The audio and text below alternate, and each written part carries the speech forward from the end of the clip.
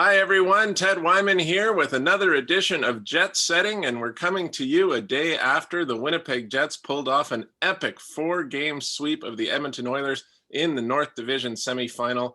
First time Winnipeg has ever beaten Edmonton in the playoffs in the NHL, and the first time Winnipeg has ever swept a series in the National Hockey League as well. Unbelievable series. It was 4-0, but with three overtime games, every game decided by one goal, and just something that it was really just kind of magical for the Winnipeg Jets throughout this. I'm joined once again here by Derek Van Diest of Postmedia in Edmonton to get the perspective from out west. I'm sure it's a lot different, Derek, than it is in Winnipeg this morning. Yeah, it is. And, we talked at the very beginning of this series, and I said the Oilers cannot underestimate the Winnipeg Jets. And I don't think they did. I think they knew they were going to be in for a tough series. And I think they knew that Winnipeg had all that playoff savvy, that playoff experience, and they have one of the best goaltenders in the world. And it was going to be a tough series. And you look at the way things went, 3 of the 4 games going overtime. The first game was actually a 1-goal game. Obviously, there was 2 late empty net goals. So basically all 4 games were 1-goal games. And what came out to decide it was, I think, is the experience Winnipeg had in the playoffs these last 4 years. They knew how to get through these games. They knew what they had to do to win these games. And they did those little things that add up to victories. And they knew exactly how to do those things.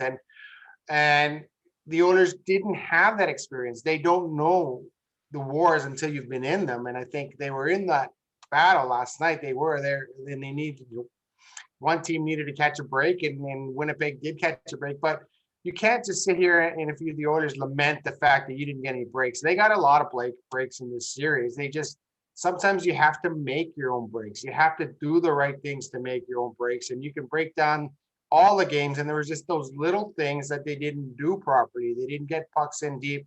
They didn't go hard to the net. They didn't make smart plays with the puck. They completely panicked when there was mistakes, so they would just compound the problem. And I think Winnipeg did a much better job when they did make mistakes. They didn't compound them. They knew how to deal with those mistakes and those turnovers and those errors.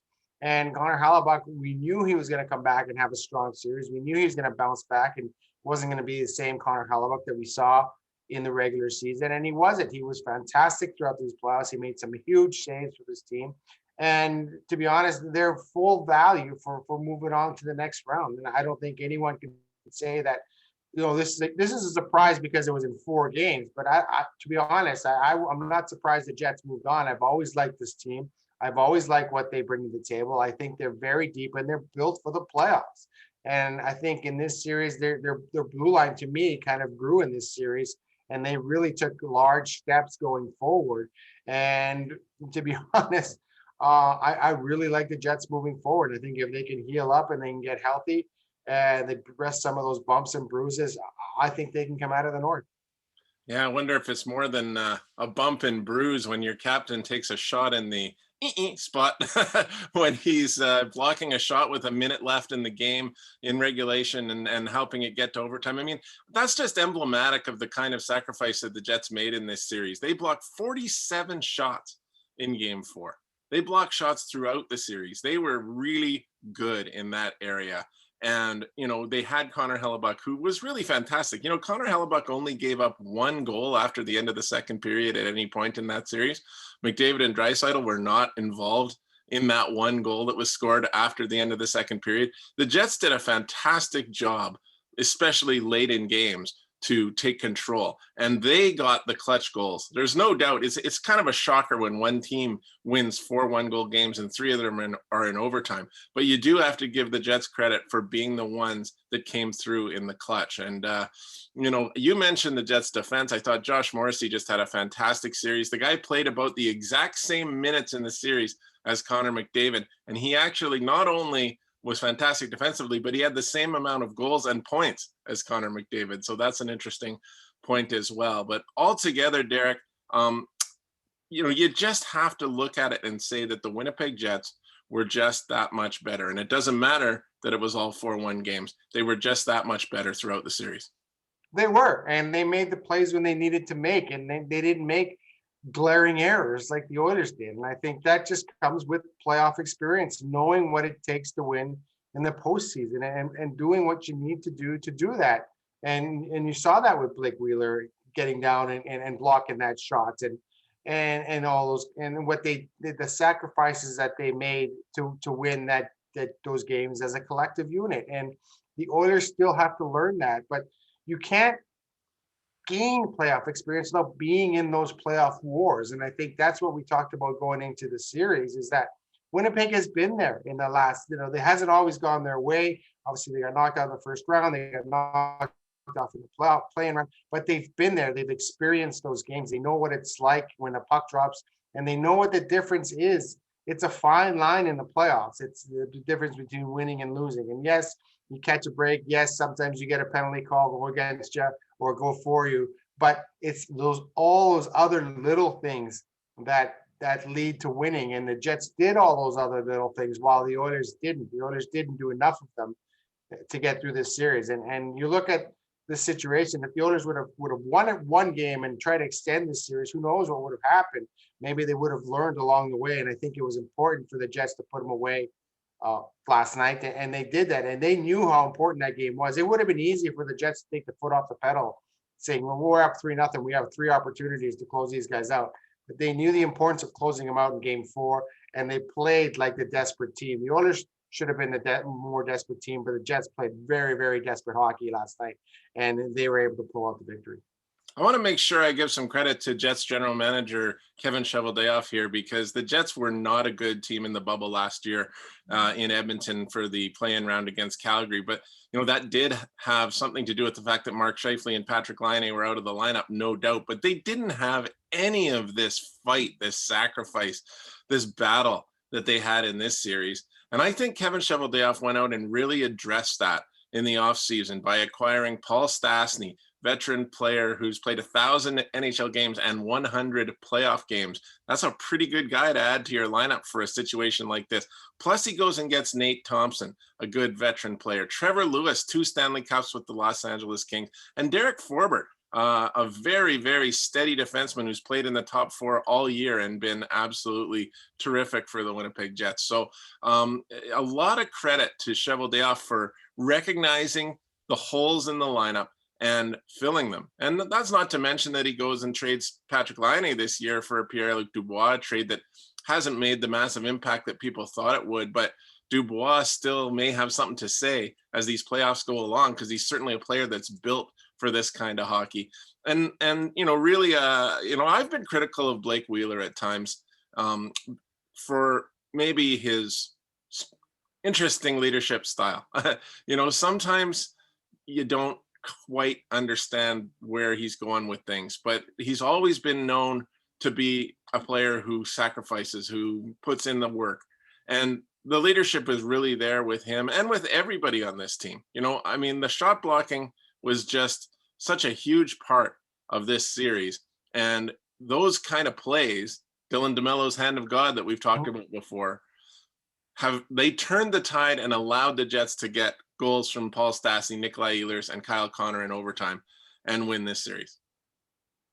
Yeah, they did. And you go out and your general manager recognizes that you have a team for the regular season, and then it's almost like you have a different team for the playoffs. Like it's a different mentality, and they're playing prison rules in that overtime. Everything went for a little while. I was actually surprised that they did call out one penalty on Yamamoto, 2 guys going to the corner.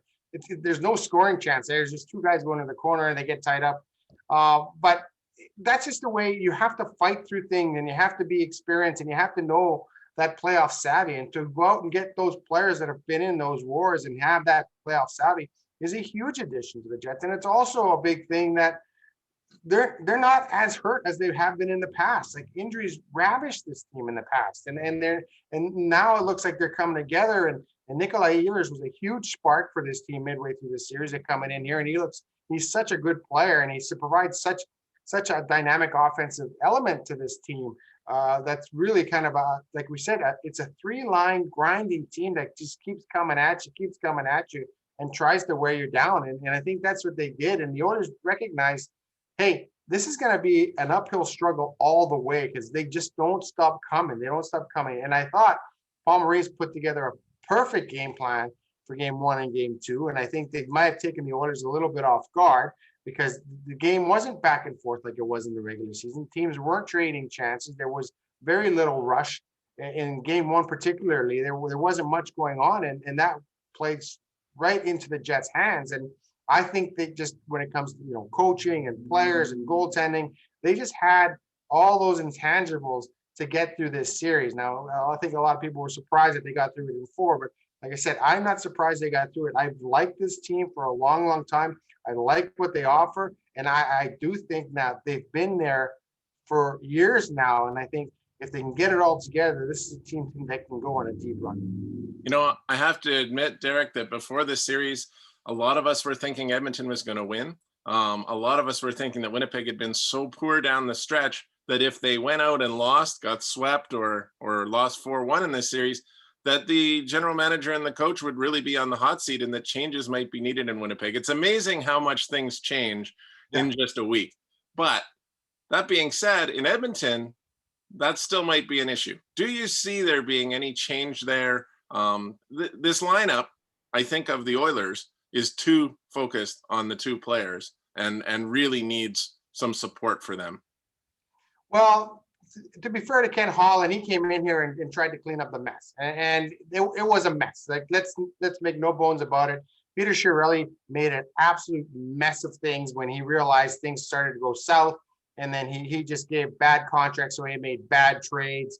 They literally had to take the bat out of his hand towards the end because he was just, you could see the writing was on the wall, and he was just doing whatever he could to try and hold on to his job. So Ken Holland comes in here and he's got some bad contracts on his hand, and he didn't have a lot of money to play with, and so he did what he could. And I talked about this a little while earlier, that Ken Holland, all he had was $1 billion contracts to hand out for his bottom two lines because he was so top heavy. And there was, Cassian had a tough contract, Neil had a tough contract. There's a couple of contracts that you just couldn't get out of. Even Nugent Hopkins, to some extent, he's a 40-point player making $6 million a year.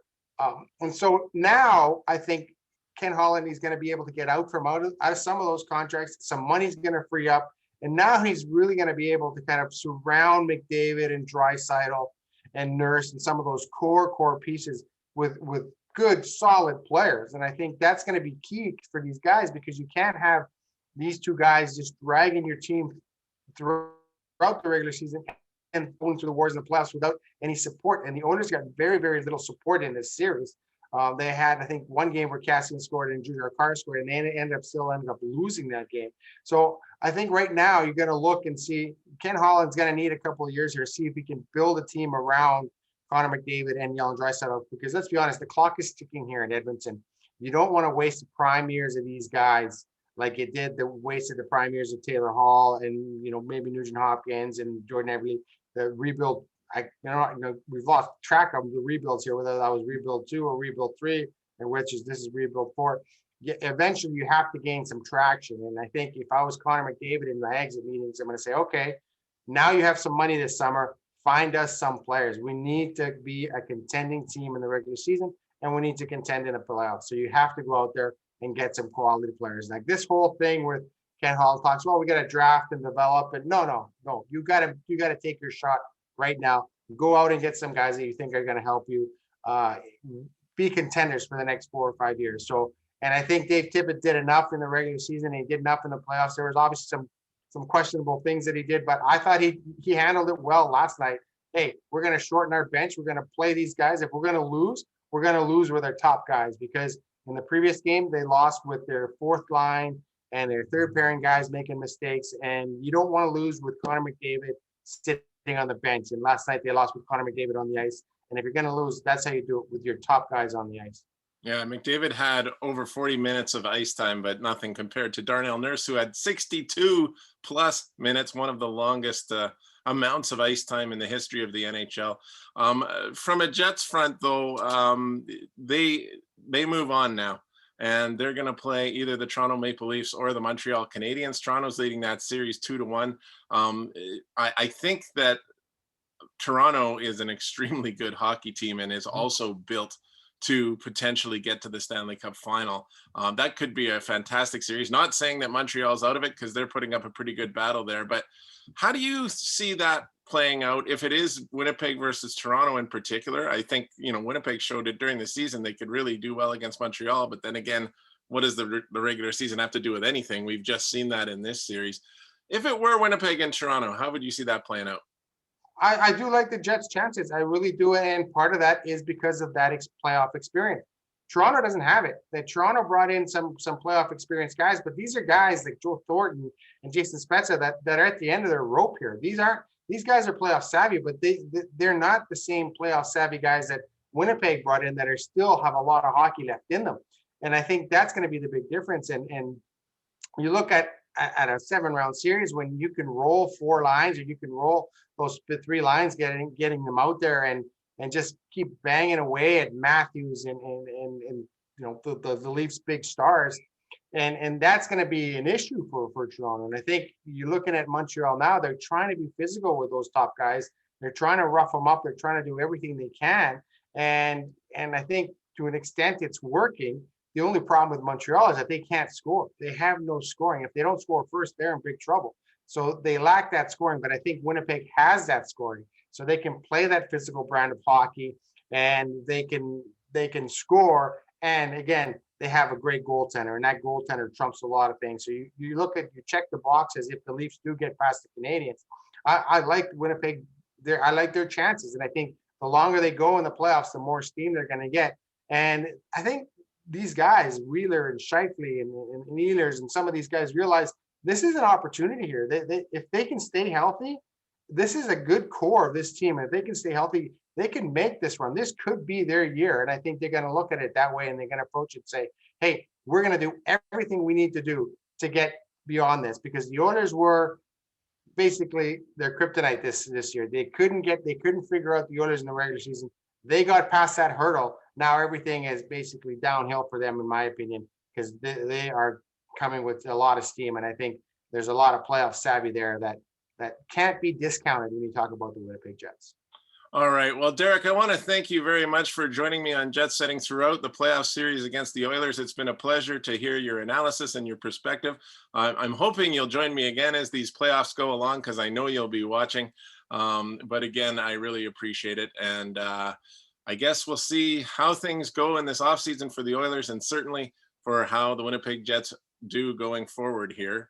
For Postmedia, I'm Ted Wyman. He's Derek Van Diest, and you've been watching Jet Setting.